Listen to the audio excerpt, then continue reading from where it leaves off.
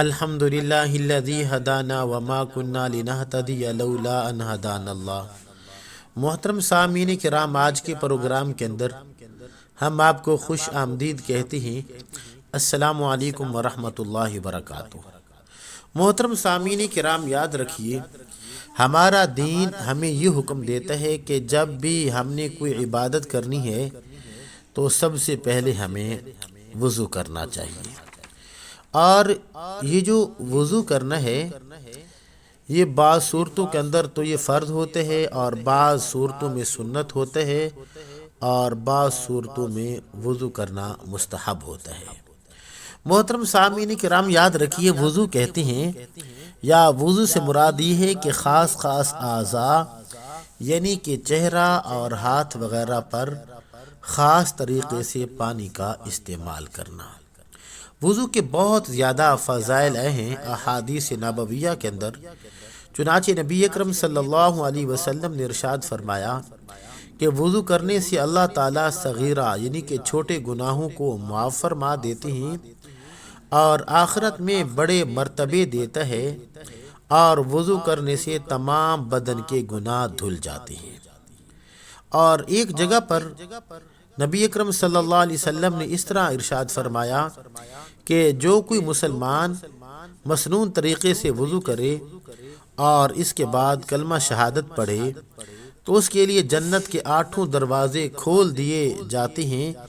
جس دروازے سے چاہے وہ داخل ہو جائے۔ اور ایک اور جگہ پر رحمت دو عالم صلی اللہ علیہ وسلم نے ارشاد فرمایا کہ قیامت کے دن میری امت کہہ کر پکاری جائے گی، یہ اس لیے کہ وضو کا پانی جن اعضاء پر پڑتا تھا وہ اعضاء قیامت کے دن نہایت روشن اور چمکدار ہوں گے۔ اور ایک اور جگہ پر نبی اکرم صلی اللہ علیہ وسلم نے ارشاد فرمایا کہ باوضو نماز کے لیے مسجد میں جانے میں ہر قدم پر گناہ معاف ہوتے ہیں اور ثواب ملتا ہے، اور باوضو انسان مسجد میں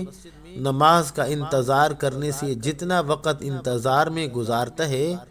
وہ سب نماز میں شمار ہوتا ہے اور نماز کا ثواب ملتا رہتا ہے۔ محترم سامعین کرام، یاد رکھیے جب ہم نے کوئی نماز پڑھنی ہو یا نماز جنازہ پڑھنا ہو، یا یہ ہے کہ سجدہ تلاوت کرنا ہو، یا یہ ہے کہ قرآن مجید کو ہاتھ لگانا ہو، تو اس وقت وضو کرنا فرض ہے۔ اور اگر بیت اللہ کا طواف کرنا ہو تو اس وقت وضو کرنا سنت ہے، اور جب اللہ تبارک و تعالیٰ کا ذکر کرنا ہو یا اور کوئی دینی کتاب پڑھنی ہو تو اس وقت وضو کرنا مستحب ہے۔ محترم سامعین کرام، یاد رکھیے کہ جس وقت انسان وضو کرتا ہے تو اس کے لیے 2 چیزوں کا ہونا شرط ہے۔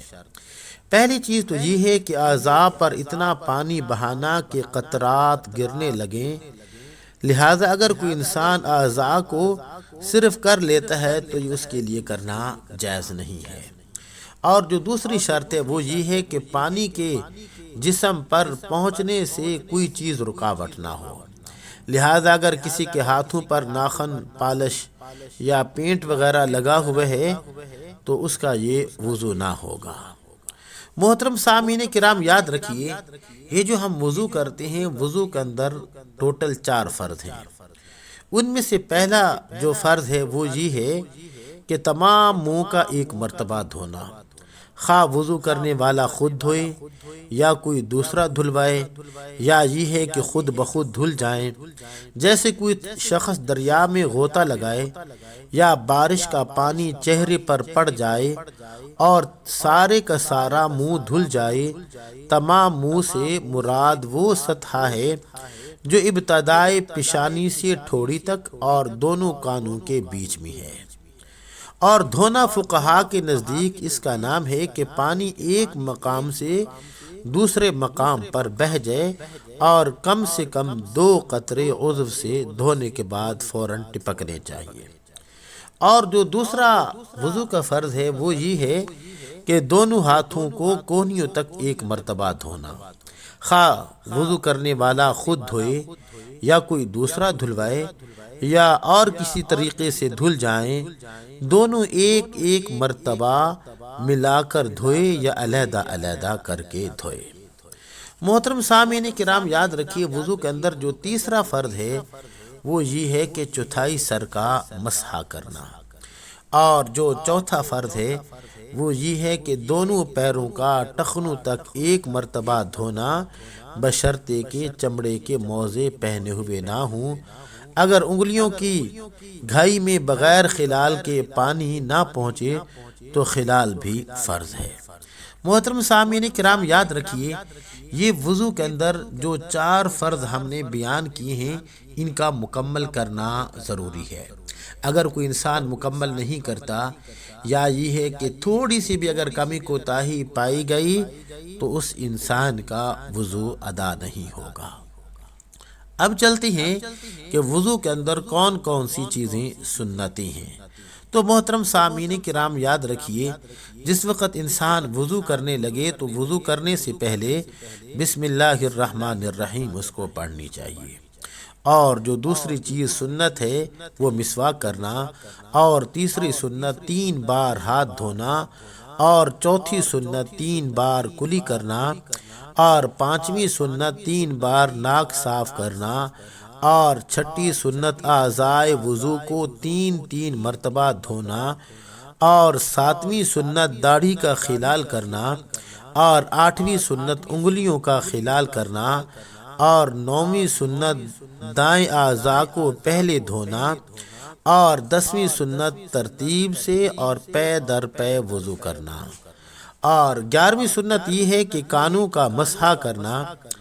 یعنی کہ سر کا مسح کر لینے کے بعد اسی پانی سے کانوں کا مسح کرنا۔